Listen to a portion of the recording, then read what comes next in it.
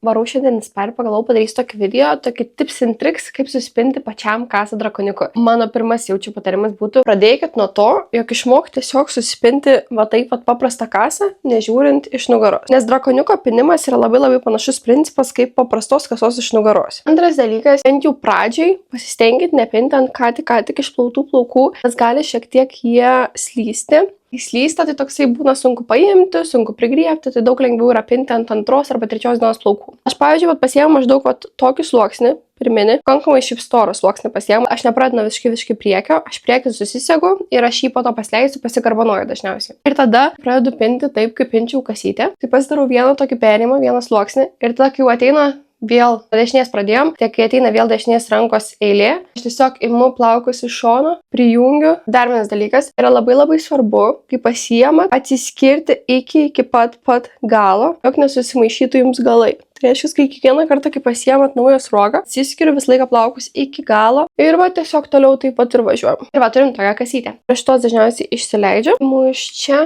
braukiu į viršų ir volia. Toks iš priekio atrodo cute, po to, kai eisi baseinų susiseks, tiesiog esi viršų šituos, o gale yra drakoniukas.